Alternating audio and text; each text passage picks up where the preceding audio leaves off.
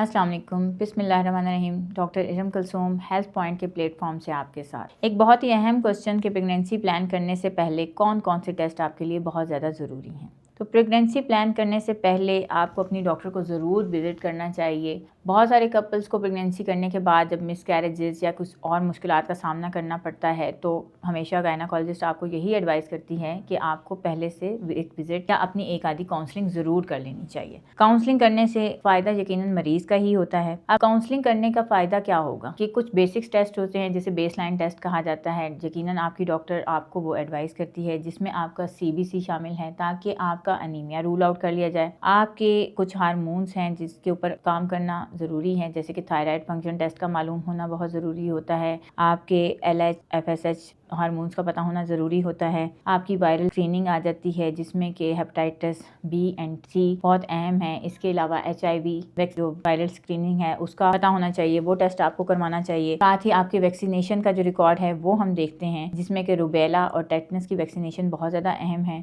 ये इसके साथ साथ अगर आपकी फैमिली में जो है वो डायबिटीज़ रन करती हैं तो पेशेंट को जो है उसके शुगर लेवल्स के अकॉर्डिंगली एडवाइस किया जाता है जिसमें BSF भी है, BSR भी है और HbA1c का टेस्ट शामिल है। अगर तो ज़रूरत हो तो कुछ केसेस में जिसमें हम देखते हैं कि पेशेंट की हिस्ट्री क्या है या उसकी फ़िज़िकल अपीयरेंस क्या है तो कुछ और भी टेस्ट हैं जिनको आप उन पेशेंट्स में रिकमेंड करते हैं और उन टेस्ट में जो है आपका सीरम फेरेटिन लेवल शामिल होता है, यानी कि आपके आयरन का स्टोर लेवल क्या है वो हम देखते हैं। इसके अलावा विटामिन D और विटामिन B12 के लेवल चेक किए जाते हैं। PCOS की एवेल्युएशन की जाती है। PCOS की एवेल्युएशन हो जाने से डेफिनेटली दोनों को यानी कि कपल को बहुत ज़्यादा फ़ायदा रहता है कि उनकी कंसीवमेंट में कोई हर्डल ना है आए तो ऑलरेडी इस लेवल पे उनकी एवेल्युएशन के बाद काम किया जा सकता है। इसके अलावा एक बहुत ही ज़रूरी टेस्ट जो कि AMH कहलाता है, ठीक है, इसमें मोलेरियन AMH कहलाता है। इसमें जो है हम पेशेंट का LH और FSH जो है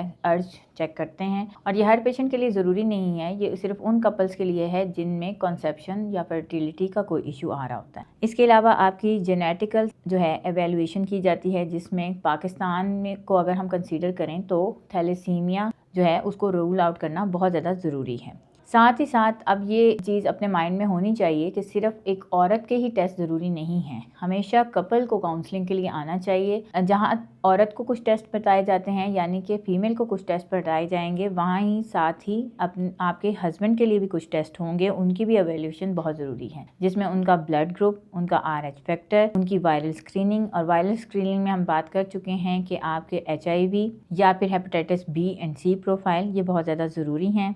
अगर तो कंसीवमेंट नहीं हो रही है और एज फैक्टर भी आ रहा है तो डेफिनेटली सीमन एनालिसिस का होना भी बहुत ज़्यादा ज़रूरी है। अब कुछ बहुत ही इंपॉर्टेंट पॉइंट जो कि प्री कंसेप्शन एवेल्युएशन या फिर प्री कंसेप्शन जो आपकी काउंसलिंग सेशन होता है उसमें पेशेंट को बता दिया जाता है कि आपने फोलिक एसिड का इस्तेमाल शुरू करना है। बेसिकली तो फोलिक एसिड का जो इस्तेमाल है वो शादी के फ़ौरन बाद या शादी से पहले ही शुरू कर देना चाहिए और अपनी मल्टीपल वीडियोज़ में हम बार बार इस चीज़ को इंडिकेट कर चुके हैं कि फोलिक एसिड की जो डेली बेसिस की रिक्वायरमेंट है वो 400 माइक्रोग्राम से 800 माइक्रोग्राम तक होती है। तो आपको अपनी डेली रूटीन में स्पेशली लड़कियों को एक गोली फोलिक एसिड लाजमी लेनी चाहिए। इसके अलावा अगर जो लोग ओवरवेट हैं या जिनका BMI बहुत ज़्यादा है तो उनको अपने वेट रिडक्शन पे काम करना चाहिए। इसके साथ साथ अगर तो कुछ लड़कियां जिनको PCOS का इशू आता है उनको अपनी PCOS एवेल्युएशन पे काम करना चाहिए, अपनी गायनेकोलॉजिस्ट से कंसल्ट करना चाहिए और डेफिनेटली अपनी वैक्सीनेशन का जो बैक रिकॉर्ड है वो आपको पता होना चाहिए कि आपको टेटनस, रूबेला और जो बाकी की वैक्सीनेशन है जिसमें कि हेपेटाइटिस B की वैक्सीनेशन है वो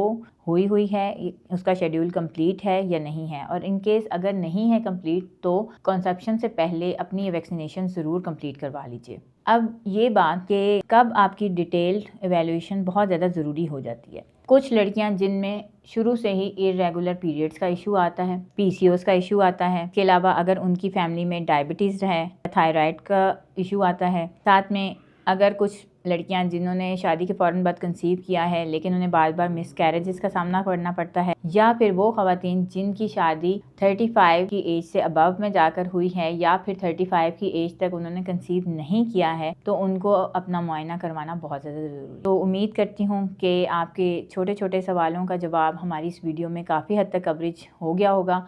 इसी के साथ अल्लाह हाफ़िज़।